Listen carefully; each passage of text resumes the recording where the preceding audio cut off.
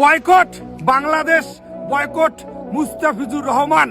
এই বাংলাদেশের ক্রিকেটার মুস্তাফিজুর রহমানক নিয়ে আমাদের ভারতবর্ষের প্রাক্তন ক্রিকেটার শচীন টেন্ডুলকার স্যার কি বলেছেন, যে দেশের মানুষ ভারতবর্ষের পতাকা পাওয়ার নিশ্চিত রাখে সেই দেশত আমরা 9 কোটি টাকা কে পাঠাবো? কলকাতার টাকা কি গাছত ফলছে? মৃণাল অধিকারী, আমরা সকলেই জানি মৃণাল অধিকারী উত্তরবঙ্গের একজন নামকরা রোস্টার, কিন্তু না, আমরা ভুল জানি। কারণ আমার নজরে সে এখন উত্তরবঙ্গের একজন নামকরা ছুঁচা।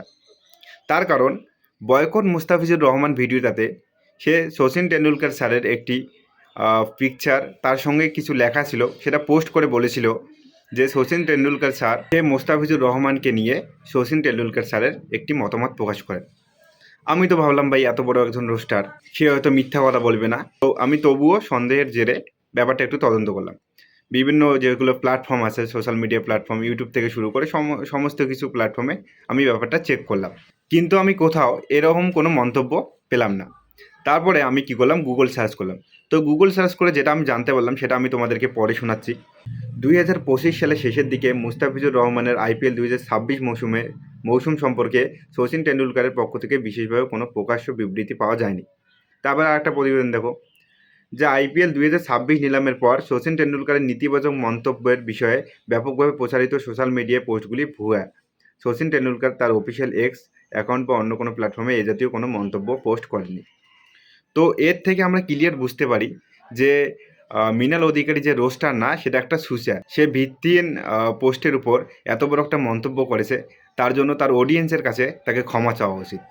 যদি 9 কোটি টাকা দেওয়ারে থাকে তাহলে বাংলাদেশের দীপুচন্দ্র দাসক দাও। শোন তাহলে আমি কি বলি, IPL-এ প্রত্যেকটা টিমকে টাকা দেওয়া হয় প্লেয়ার কেনার জন্য, যাতে তাদের পর্যাপ্ত পরিমাণে যে টাকার অ্যামাউন্টে থাকে সেটা দিয়ে তারা যেন তাদের পছন্দনীয় প্লেয়ারকে কিনতে পারে।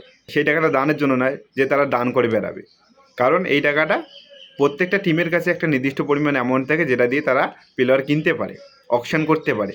এবার BCCI-এর একটি নতুন নিয়ম আছে, এইবার বাইরের প্লেয়ার যদি 18 কোটি টাকার উপরে তার অকশন হয়, তাহলে সেই টাকাটা BCCI-এর অ্যাকাউন্টে যাবে, অর্থাৎ BCCI সেই টাকাটা নেবে। তো সেখান থেকেও তো তারা 9 কোটি টাকা বাংলাদেশের দীপু দাসকে দিতে পারে। তাহলে তাদের কাছে তুই বলতেছিস না কেন?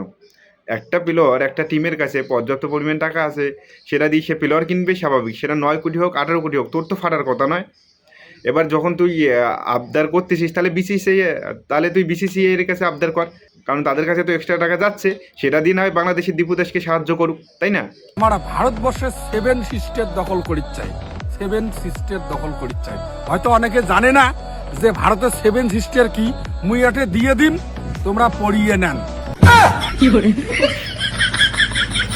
হাসলাম আমি এই কারণে, তুই গুগলে সার্চ করলি, আবার একটা স্ক্রিনশট দিলি, দিয়ে 7 সিস্টার কি সেটা আবার তুই পড়তে বললি, বা সেটা তুই ওখানে দিয়ে দিলি, আমরা সেখান থেকে জানবো।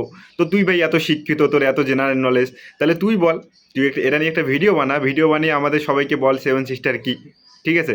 সেটা যদি পারিস তাহলে সেটা করে বল। হাঁকাও একটা গুগলে সার্চ করলাম, সার্চ করার পর এখানে স্ক্রিনশট দিলাম, হ্যাঁ গেল 7 সিস্টার কি, হ্যাঁ গেল, বুঝে গেলাম আমার সবাই না?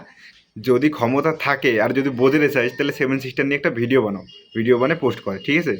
বাংলাদেশের আমার সনাতনী ভাই দীপুচন্দ্র দাসক হত্যা করিয়ে উমরে যে পুড়ি দিছে, তার কিন্তু এলা সুবিচার বাংলাদেশত হয় নাই।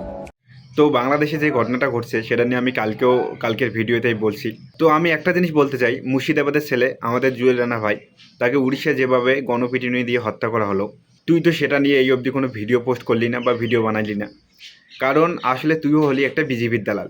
বিজেপি যেভাবে আমাদের হিন্দু ভাইদের ব্যবহার করে, তাদের ভোট নিচ্ছে, সেরকম করে তুইও আমাদের হিন্দু ভাই সনাতন বলে ভিউজ নিতেছিস।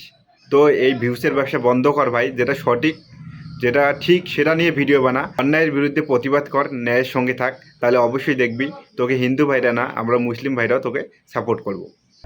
কলকাতা নাইট রাইডার্স যদি মুস্তাফিজুর রহমানক বয়কট না করে তাহলে কলকাতাকে আমরা বয়কট করবো।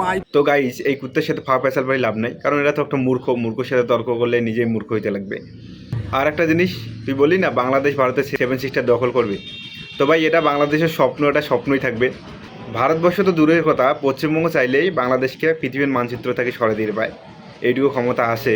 আরেকটা কথা যে বাংলাদেশ কিন্তু T20 বিশ্বকাপ ভারতবর্ষে খেলতে আসবে, এবার সেটাও তুই আটকানোর চেষ্টা করিস। অবশ্যই আজকে তুই KKR বয়কট করিস সদস্যিস, কালকে BCCI তুই বয়কট করবু। তুই তো অনেক বড় মানুষ। কিন্তু আরেকটা জিনিস তোকে বুঝিয়ে দেওয়ার দরকার আছে। সেটা হল ভাই, যদি মুস্তাফিজুর রহমান KKR টিমে আছে সেটা কিন্তু BCCI এর জন্যে। কারণ BCCI না আনলে ওই প্লেয়ারটা কিন্তু KKR কিন্তু না, যেহেতু প্লেয়ারটা অকশনে আছে, সেটা কে আনছে? BCCI আনছে। তাহলে তুই BCCI-কে বয়কট কর না ভাই, দম থাকলে। কারণ ওরা তো তোর বাপের বাপ বসিয়েছে, ওরা তো তুই চোদের পাবু না। এই জন্য তুই ফাও কথা লেগে এবার আনছিস। তুই এলে ফাও গুজব ছড়া বন্ধ কর, ঠিক আছে? এগুলো টপিক নিয়ে ভিডিও বানা বন্ধ কর। যেগুলো টপিক নিয়ে ভিডিও বানাচ্ছিল সেগুলো নিয়েই বানাও। আর যদি তোকে আগের দিন বলা হয়েছে না, যদি দম থাকে আমার ভিডিও রিপ্লে করিস, যদি দম থাকে করিস, তোকে নিয়ে আমি আর ভিডিও বানাইতেছি না কোনো রকম। কারণ কুত্তার সাথে ঝগড়া করে লাভ নাই। তুই শালা কুত্তা, তোর কামড় হাঁটুর নিচেই থাকবে। আর একটা জিনিস মাথায় রেখিস, পশ্চিমবঙ্গের মানুষ ভালো, কিন্তু বোকাচোদা নয়। তুই যদি ভাবিস যে মানুষকে তুই বোকাচোদা বানাবি, তাহলে ভুল। তো গাইজ, ভিডিওটা যদি তোমাদের ভালো লাগে, ভিডিওটা লাইক করো, কমেন্ট করো, আর বেশি বেশি করে শেয়ার করো।